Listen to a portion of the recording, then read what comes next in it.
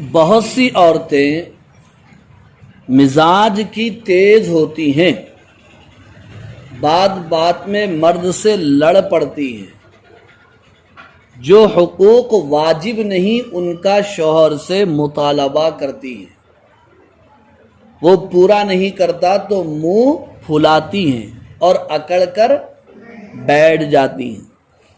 جو اپنا واجب حق ہے وہ شوہر سے مانگنا نا، جو واجب بھی نہیں ہے وہ بھی مانگ رہے ہیں، مطالبہ پورا نہیں ہوا تو منہ پھلا رہے ہیں، اکڑ کے بیٹھ جا رہے ہیں۔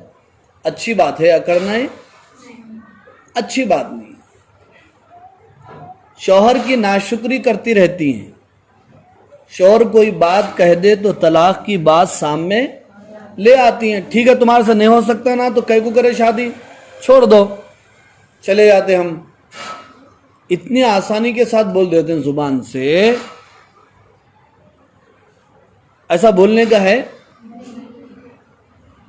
عورتوں کے اسی مزاج کے پیش نظر، عورتوں کے اسی مزاج کے پیش نظر، کس مزاج کے پیش نظر؟ یعنی بات بات پر منہ پھلانا، بات بات پر اکڑنا، بات بات پر چھوڑنے کی بات کرنا، یہ عورتوں کے اسی مزاج کی وجہ سے شریعت نے یعنی اسلام نے عورت کو طلاق دینے کا اختیار نہیں دیا، ورنہ ایک ایک دن میں کئی بار طلاق دیا کر دیں۔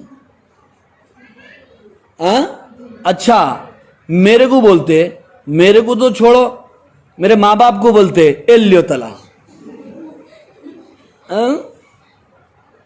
کب سے بول رہا ہوں میں انگوٹھی بناؤ بول کے، کہیں شادی میں جا رہے ہیں کیا بھی نہیں، ایسا تمہارے سے نہیں ہو سکتا تو اے لیو طلاق۔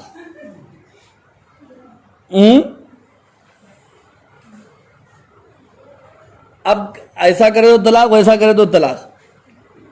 عورتوں کے ہاتھ میں طلاق کی رسی ہوتی تو پتہ نہیں کتنے مرتبہ کتنے شوہروں کو طلاق پڑ جاتی تھی ایک دن میں۔ لیکن اللہ عورت کے ہاتھ میں نہیں دیے، یہ کس کے ہاتھ میں دیے؟ مرد کے ہاتھ میں ہے۔ یہ رسی اللہ نے مرد کے ہاتھ میں دیا ہے۔ عورت اگر تسبیح لے کے بیٹھ جائے اور تسبیح پڑھنا شروع کر دے، بیوی طلاق طلاق طلاق طلاق طلاق طلاق طلاق، تو شوہر کو طلاق پڑ جائے گی؟ نہیں پڑ سکتی۔